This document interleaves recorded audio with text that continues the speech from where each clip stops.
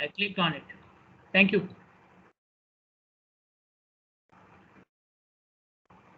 Okay. So whenever you have a segment which has demand more than its capacity and the volume is not equal to the actual demand, the volumes in the downstream segments will also be affected. This is what we call as the effect of bottleneck or the effect of the network effect. Now, what is the bottleneck? If you look at any bottle, water bottle or cold drink or whatever you like, juice, cold drink, whatever, this is the bottleneck. Okay, so the bottle itself is wider and larger and the bottleneck is narrower. So the flow of liquid coming out from the bottle depends upon the size of the bottleneck, right? So if I can increase the size of the bottleneck, the flow will be more, and so on. Okay, so this is the same effect which segment 3 is having. Look at the effect of segment 3 is the same effect. The flow coming out of segment 3 is affected by its capacity. Okay, and this is less than the demand. So segment 3 is acting as a bottleneck. So what is the bottleneck? The segment where the demand is suppressed because of capacity, or the demand cannot be met because of capacity. That's a bottleneck. The bottleneck is a segment where demand is not met because of insufficient capacity. That's a bottleneck. Okay. Now what happened in segment 4 and 5? First of all, calculate, or how do we know the volume in segment 4 and 5? For that, first of all, we need to calculate the proportion of demand actually served by segment 3. The proportion of demand which actually passed from segment 3. Okay, so the demand passed from segment 3, the amount of volume passed from segment 3 is 3400. The amount of flow which was required to be passed, the demand, is 3700. Okay, so how much is this?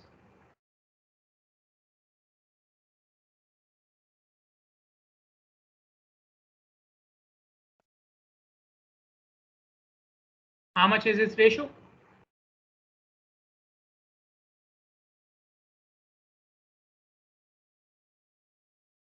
.919. Okay, or 92%. Okay, 0.9. Let me say 0.92. Okay, so the demand for the remaining segments can only be served up to 92%. Okay, so the next point was this ramp. The next thing for which I can calculate the volume is this ramp.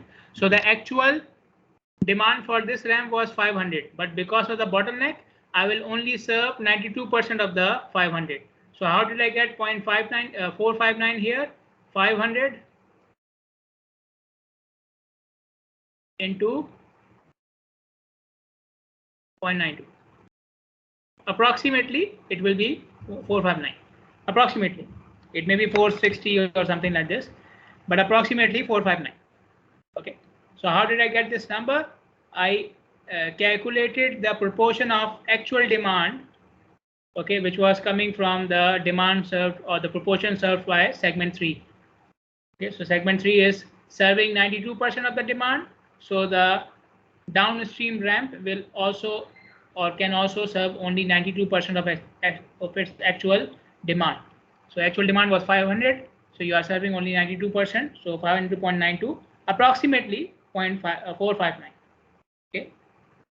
Same thing for the next ramp as well. The actual demand is 400. How did I get 368? Again, 400.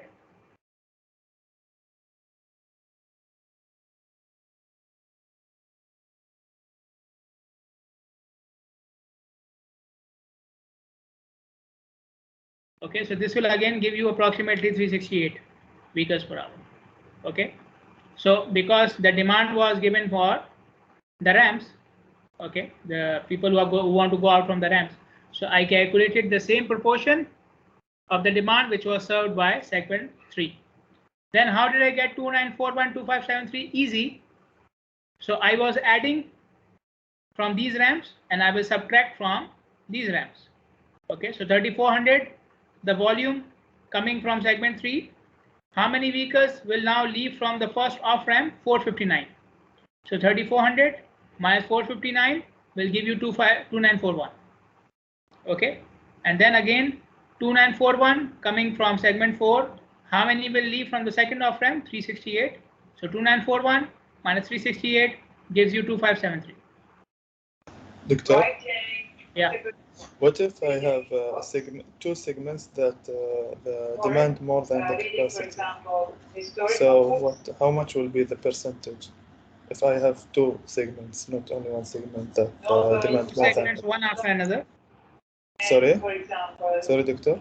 Segments which are one after another, two consecutive segments. Yeah. Okay, so for example, let's say this one still has a demand of 3100, for example. Okay, so the volume will be equal to capacity. Okay, after subtracting this, for example, after subtracting the flow of this ramp, you still have 3100, for example. Okay, so the demand will be the volume will be equal to capacity, because even after subtracting it, it is still more than capacity, so the volume will be equal to capacity, so it will be 3000. Okay, and then to calculate the flow which is stopped from this ramp, you will calculate the proportion, which is again you will calculate the same proportion for this segment again, so they can be a different proportion for this ramp and this ramp. Okay, got it? Yes, doctor, thank you. Okay, so if you have like, so then you have to see for each section, then whenever, so if I 3400 minus anything from this ramp and still the number is more than the capacity, then again volume will be equal to capacity, and you will calculate this ratio. Okay, this ratio for segment 4, and then you will apply this ratio for on this 400. So here in this condition you can see I'm applying 0.92 for the first ramp as well as for the second ramp. Okay, so because Victor, it's the same. There is no other bottleneck. If there had been another bottleneck, then for the second off ramp, I will apply the ratio for the immediate bottleneck, whatever was the immediate upstream bottleneck. So, Doctor, the ratio is not a cumulative value? No. Okay, thank you, Doctor. Yeah, because if you keep on cumulating it, then it should start from somewhere, maybe for the start of the ramp or something. You cannot keep on doing it. Yes, Mahmoud, go on.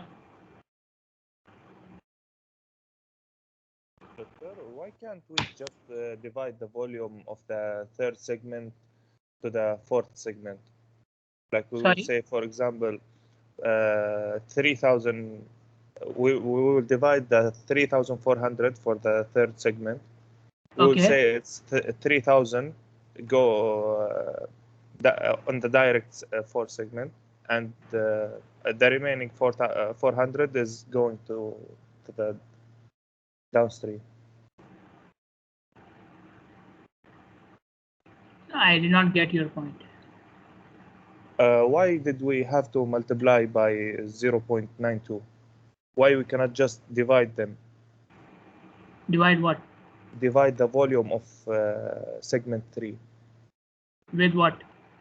Divide it, say, for example, the capacity of segment 4 is 3,000.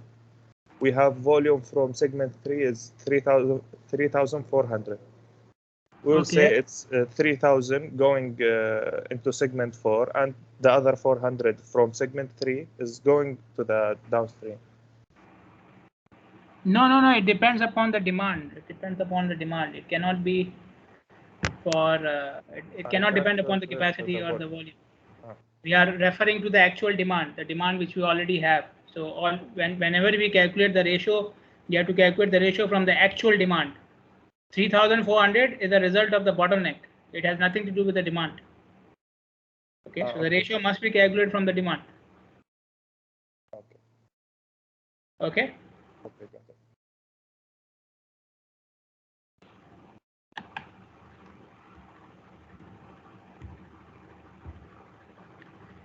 Okay, so moving on. So like I was saying, you have you applied the ratio to the flow coming off the first ramp, and you subtracted the resulting number from segment 3, you get the volume for segment 4, and the same thing for the second off ramp, apply the ratio and then calculate the resulting volume coming off second off ramp, subtract that number from segment 4 and you get the volume for segment 5. Now, two things here. First of all, you can see the volume for segment 1 and segment 2, they are equal to the demand. The volume for segment 1 and 2 are equal to the demand. Okay. Volume for segment 3 is equal to the capacity. Volume for segment 3 is equal to the capacity. But if you look at segment 4 and 5, their volume, now I'm talking about this, okay, 2941 and 2573. Let me remove this.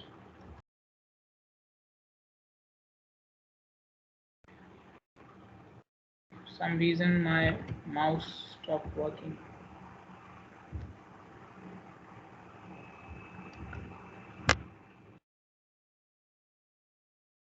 Cannot delete it. Anyways, let's cross it. Okay, so the volume in segment 4 and 5 are not equal to capacity and they are not equal to demand as well. In fact, they are less than capacity and less than demand. Okay, the actual volume of segment 4 and segment 5 is less than capacity and less than the demand. This phenomena is known as demand starvation. Demand starvation. So what is demand starvation? The case in which the actual volume is less than demand and less than capacity. Now, can anyone answer me why did this happen? Why the volume in segment 4 is less than demand and less than capacity? Because of what? Because of the ramp, Doctor. Because of the ramp? No, not because of the ramp. It happened because of the flow in the ramp decreased because of what? Because of the capacity of the previous segment was. Yeah, segment 3, the bottleneck. Yeah. Okay, what we are calling as the bottleneck. So demand starvation happens when you have an upstream bottleneck. Okay, so volume in a segment can be less than demand and less than capacity, and this is called as demand starvation. And why demand starvation happens? It can happen because of an upstream bottleneck. Okay. Then second thing, again, let me go back. Okay, let's say somebody looks at this situation and says we should rectify it. We should not let segment 3 be the bottleneck. Okay, so let us increase the capacity of the bottleneck from 3,400 and let us make it 4,000. Okay, so we have increased a lane, and because of the increase in number of lanes, the capacity has increased from 3,400 to 4,000. Okay, so now the demand is 3,700, capacity is 4,000, so the volume will be equal to demand. No problem, right? Now there is no problem. Okay, and then you don't have to apply this ratio for this ramp. You don't have to apply this ratio to the first off ramp. 3,700 is the full demand for segment 3, so you will have the full demand coming out of the first ramp. So you will have 500 coming out from here.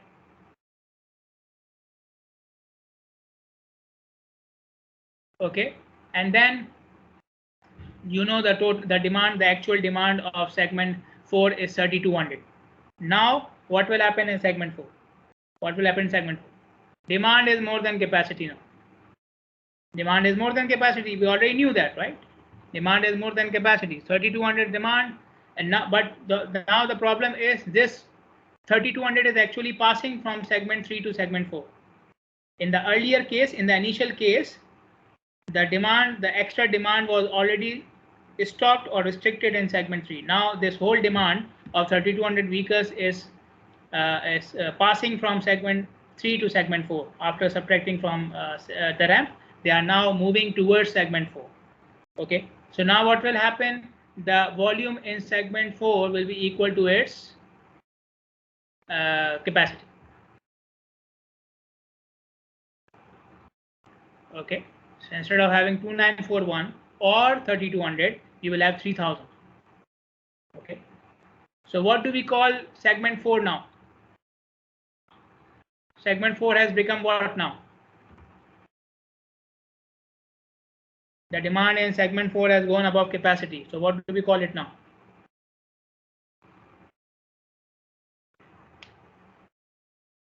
What were we calling segment 3?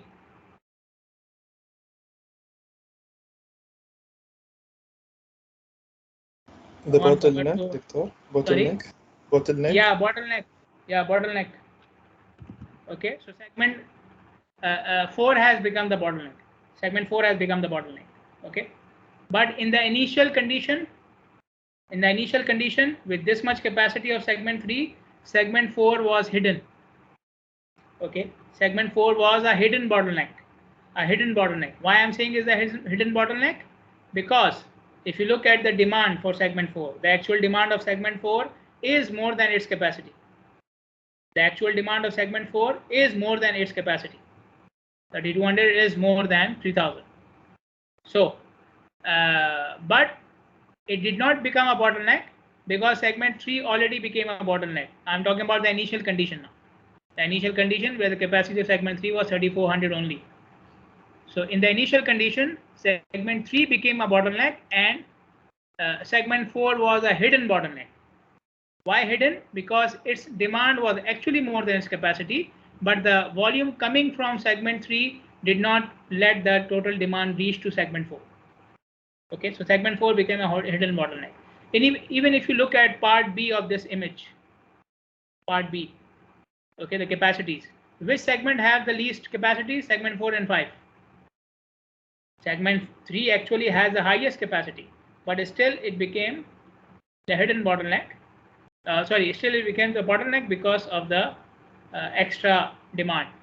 Okay, because otherwise, if you look at segment 1 to 5, segment 4 and 5 actually have the least capacity, so they should have been the bottleneck, but because of segment 3, they were hidden. Okay, so I've explained you 3 basic things here. First of all, the effect of bottleneck or the network effect. Whenever one segment is restricting the demand, it will affect the demand of the other segments. So we have done 2 cases now. The initial one where segment 3 was affecting segment 4 and 5 and the ramps, and then we did the altered case where the capacity of segment 3 was increased. Then segment 4 will affect segment 5 and the last ramp. Okay, in this case, if you want to calculate the volume from segment for segment 5, then you have to apply the ratio to this ramp, the ratio of volume and demand for segment 4. Okay, so the things which you did with segment 3 in the altered case, the new case, you will do it with segment 4, and you will only apply it to the last ramp. Okay, so whenever you do something with the capacity or the demand is not met for any segment, it will also affect the downstream segments. That is the network effect or the effect of the bottleneck. First thing. Secondly, I told you the case of demand starvation, where volume is not equal to capacity or not equal to demand as well, because the demand was starved in the previous or the upstream segment because of a bottleneck which is upstream. Then the concept of hidden bottleneck, where the demand is actually more than its capacity, but the volume reaching to that segment is less than the demand and the capacity. So that segment becomes a hidden bottleneck, because if it had been served the full demand, then it would have become a bottleneck. Okay. Any questions? Any problems? Go ahead. Anything you want to say?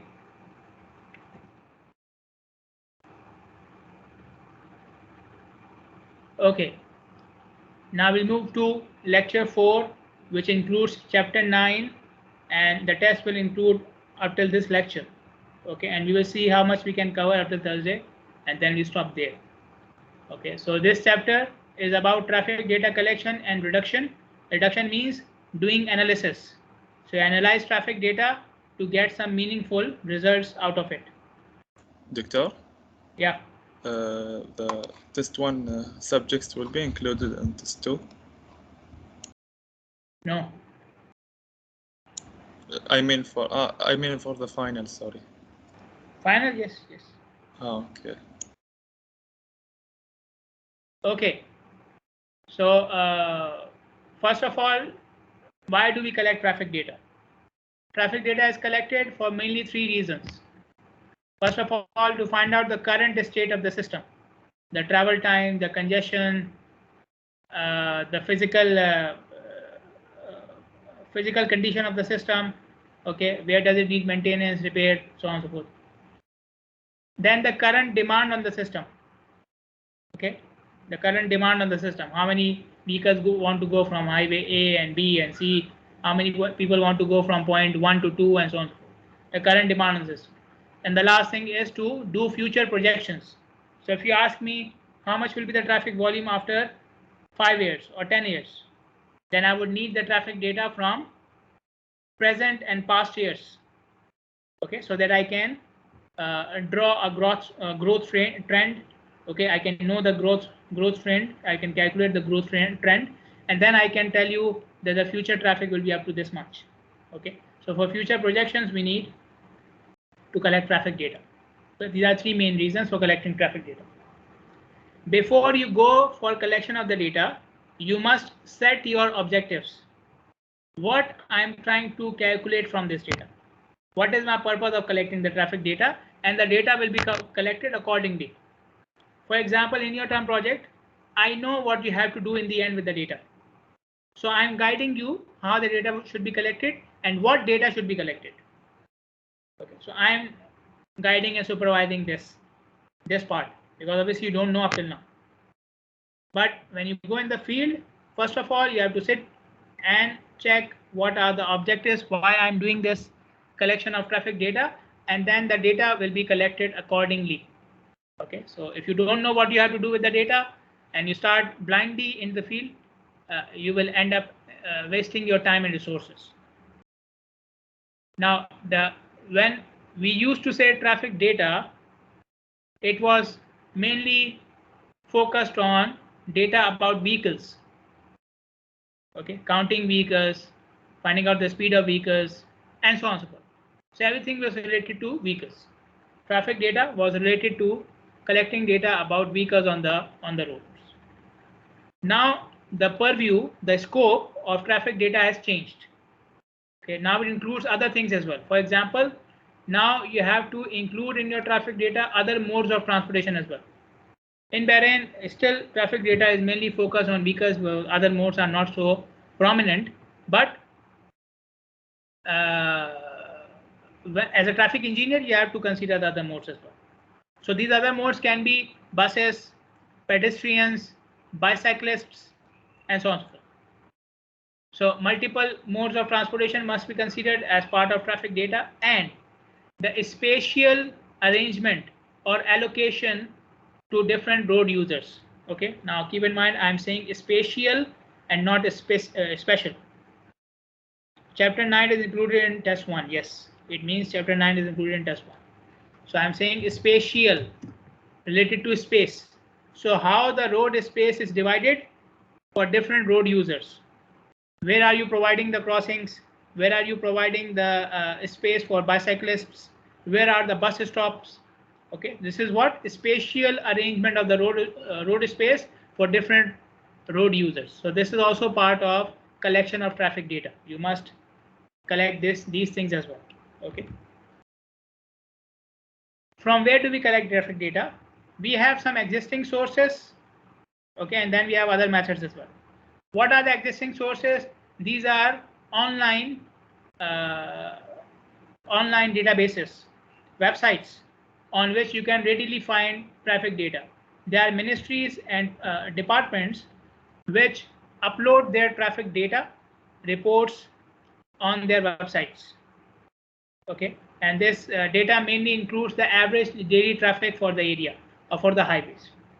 Okay, so I have given 2 examples of these websites here. One is from USA, Federal Highway Administration website. Okay, and for USA you can even find the websites for each state as well. Each state has its own website. So this is, you can see traffic volume data for each month of each year. Okay, so you can have the data in PDF form or Excel form. Okay, and you can download it and you can use it. So if you go to the State Department of Transportation for different states of USA, you can find even more detailed data like speeds and delay and congestion and so on. Another example from our case, from our area, that is the King Fahd Causeway. So data for King Fahd Causeway is monitored and uploaded. So you can see a graph here for January 2020. So you can select which year, for which year you want the data, for which month you want the data. Okay, and it will show you these graphs. Okay, one for the traffic coming from Saudi Arabia, the other one for traffic coming from Bahrain. Okay, and I think if you look for these links, if you look into these links, maybe you will find some more data as well. Okay, so these are examples of databases which are available online. Okay, and then we have sources of data on which the data is recorded and you can request it from the authorities. For example, GPS tracking data. Your mobile phone has GPS tracking. Your cars, if you have installed a GPS tracker for safety in your cars, the tracker is continuously recording your travel data, your speed, your location, your timing, your travel time. It is continuously recording that. Okay, so I got a chance to work on GPS tracking data which was given by a courier or a freight company. So they have installed, they had these GPS trackers in their trucks. So wherever the trucks were moving, they were monitoring their movement. And in the end, they shared this data. It was example from Greece.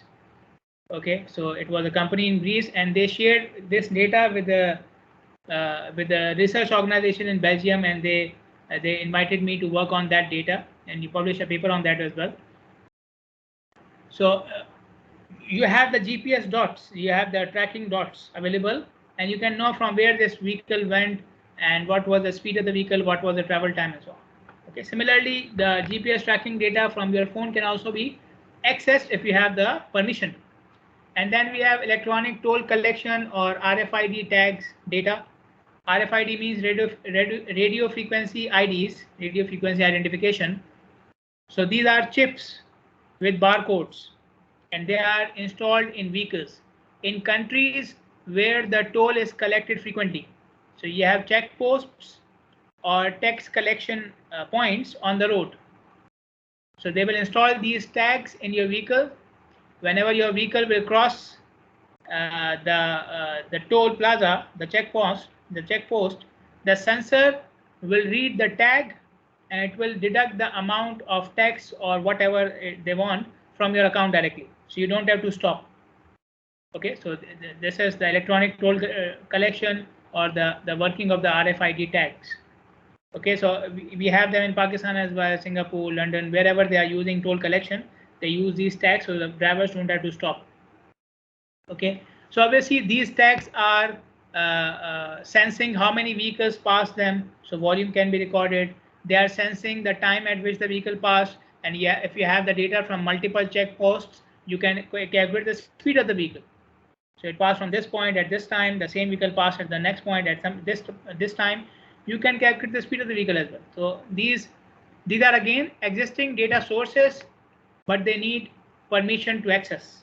Okay, and this is usually the difficult part.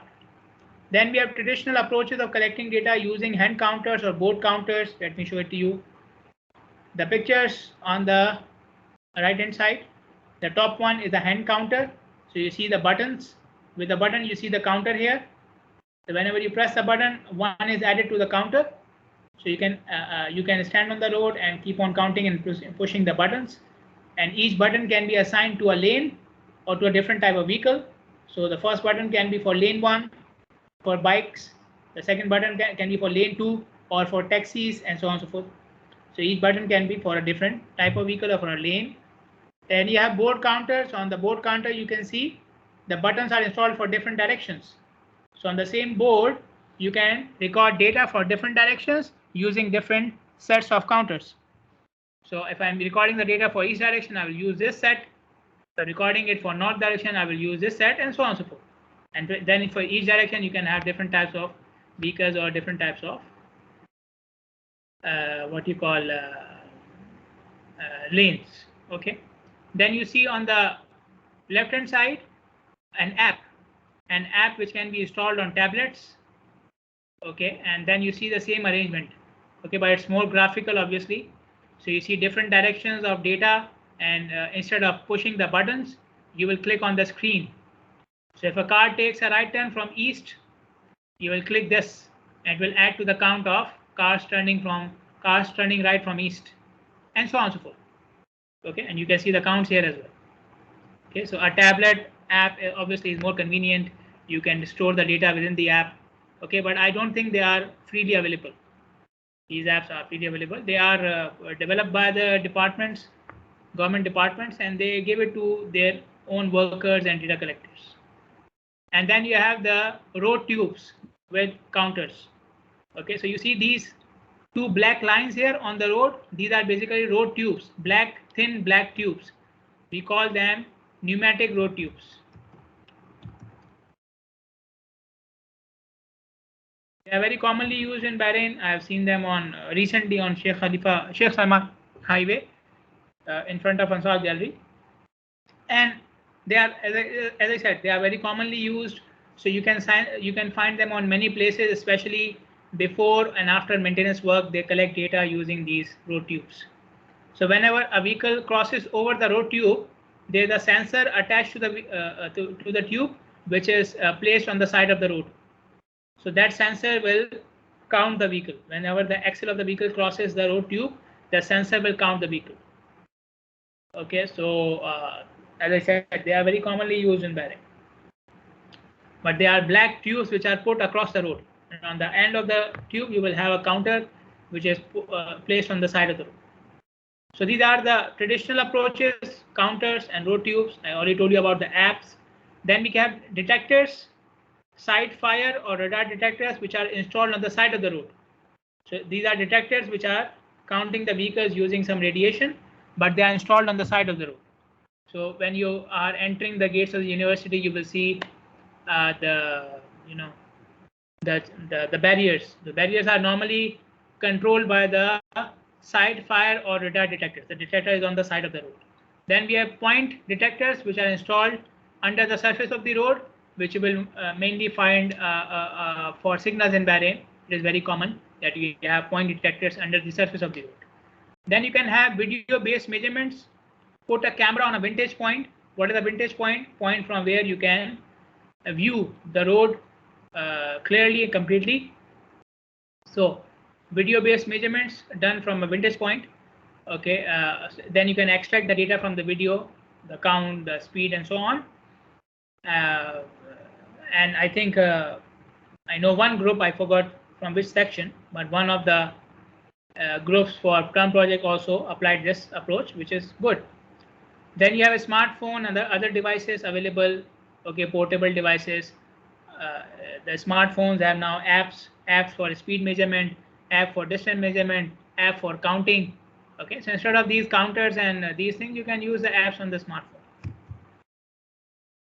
Where do we use this traffic data? Traffic data can be used for managing physical system of the road. For example, road itself, signals, detectors, sensors, control devices, light posts. So the maintenance and replacement of the physical system depends upon the volume mainly. If the volume is higher, the maintenance and replacement will be more frequent. So when you are planning your replacement activities, maintenance activities, it depends upon the traffic data. Establishing time trends and future problems. So I already told you, you have to collect data at different time intervals or at a specific time interval so you can see the trend of growth, and then you can predict it for the future, and you can see when the congestion will happen on this road in future, depending upon the growth of traffic. Understanding travel behavior, the how and why. Okay, how people are traveling from origin to destination, from their house to their work or to their school, which highway they are taking, which vehicle they are using, what time they are traveling. Okay, that is the how, and why is why they are choosing to be traveling like this. Okay, so why they are going by bus, why not by taxi, why they are traveling at that time, why they are choosing this highway. So this is what comes under understanding travel behavior. Calibrating basic relationships and parameters. So we have already seen some traffic parameters in the last chapter. Okay, for example, or the last chapters, for example, PRT. Who can tell me what is PRT? What is PRT? Tell me. This comes from, I think, the first chapter, PRT. Perception reaction time. Yes, perception reaction time, and we know perception reaction time is used for sight distances, and it is used for calculating a sight distance is used for a highway design. So perception reaction time must be measured for drivers in the field. Headway, spacing, we have talked about in the last chapter. Gap acceptance, how much gap you accept between vehicles when you are entering the intersection. And we talked about volume and speed and density. So all these things are measured in the field, and then we calibrate relationships between them. We make equations between them. Okay, we did the derivation yesterday. Last week, the relationship between speed and density, speed and flow and density. So for that, the starting point is collection of traffic data. Otherwise, you cannot start. Assessing the effectiveness of improvements through follow-up studies. So you made some improvement on the road. You installed a new speed limit. You installed a signal. You made a new highway curve. You put a bridge there. Then you want to know whether your improvement has a positive effect on traffic or not. So for that, you do a follow-up study. Okay, you collect traffic data to see if the traffic data before and after has some change or not, or whether this change is positive or negative, and vice versa. Okay, assessing potential impacts of new developments. New development meaning what? You are constructing a new shopping mall, a new airport, a hospital, a new housing scheme. Okay, so obviously these things will affect traffic as well. So you collect traffic data for that area to know the existing condition, and then you collect traffic data for other similar areas to see what can be the impact if a new building is constructed, and so on. So you can, from this data, you can find out the effect on traffic, effect on noise pollution, air pollution, and so on. Evaluating the performance of the system for the intended level of mobility and access. Okay, so when we designed the highways, we were looking to provide a specific level of mobility and accessibility. Okay, the speed, the volume, we had something planned, right? We had something in plan that if the highway is constructed, that it will serve this much volume, the average speed will be this much, people from this area will be using this highway to go to this area, and so on and so forth. So to know, are we achieving these objectives or not? Okay, are we achieving the required volume, the required speed? Are people really using the highway to go to the area for which it was designed, and so on? So for that we need to collect traffic data. The type of traffic parameters we can collect, some of them are listed here, but this is not the complete list. This is the list of things which we will discuss in this course, but there can be many other items related to traffic. Okay. We start with volume studies. So we know volume, right? Volume, vehicles per hour, and volume, as we have seen in the previous examples, all the examples which we have done, the demand was measured in vehicles per hour. So vehicles per hour means volume. So we know daily volume is used for planning, vehicles per day. Hourly volume is used for design, traffic operations, signal timing. Okay, so we already discussed these things in the last chapter. The speed studies, speed is mainly concerned with the safety on the highway, because speed can affect the severity of accident. Accidents happening at high speed are more severe as compared to accidents happening at low speed, and speed in many cases is the reason for the accident as well. Many drivers get into an accident because they were over speeding or because they were at high speeds. So speed studies in many cases are done to evaluate the safety on the highway. Okay, or they are done to investigate the safety on the highway, because accidents are caused because of speed, and accidents severity can increase or decrease because of speed of the drivers. So through speed studies, we want to find out whether the speed regulations on the highway network are effective or not, or should we change them. Okay, and if we want to change them, then how? Should we increase the speed? Should we decrease the speed? We are mainly talking about the speed limit and the method of enforcing the speed limit. Should I put cameras? Should I put speed humps? Should I increase the speed limit, decrease the speed limit? Sometimes increasing the speed limit can be beneficial, because sometimes accidents happen because the speed limit is not matching with the design of the road. Drivers are getting confused. So we have a wide road, 3 lanes in each side, no signals, no ramps, and the speed limit is 60. The accidents can happen because of that as well. Okay, so when you're doing the speed studies, we have to open our mind, keep our minds open. We may have to increase it, may have to decrease it. Travel time studies. Now I will cover this and then I'll stop, because travel time, as we know, is related to speed studies. Okay, travel time is related to speed studies. So one purpose of doing travel time studies is to find out the speed on the roads. Okay. Other purposes of travel time are listed here. Travel time is a primary measure of quality of service for the road user. If I am the driver or the passenger, and if you ask me whether this highway is good or bad, I will give my opinion on the basis of my travel time. This highway consumes a lot of travel time. It has a lot of delay, lot of congestion. I have to get stuck in traffic for 15-20 minutes. This is not good. This highway, no delay, no congestion, travel time is very low. So this highway is good. So from the perspective of the driver or the road user, travel time is the only measure by which you indicate the quality of service of the road and the congestion level. Okay, so highway is congested, more travel time for me, and vice versa. Another purpose of having travel time study is for forecasting the demand of the highway. Since road users perceive the quality of service in terms of travel time, so if a highway is offering less travel time, its demand will be higher, right? So when you are calculating demand between two areas and you have different possible routes or different possible highways to travel between these two areas, you will distribute the demand according to the travel time. The highway which has the least travel time will have the highest demand between these two areas, and vice versa. Okay, so travel time, another purpose of doing travel time study is to apply the demand forecasting. Okay, or to carry out the demand forecasting for the highway depends upon the travel time. Okay, so as I said, I will stop here. Any problems, any questions, any queries, any suggestions, anything you want to say, please go ahead.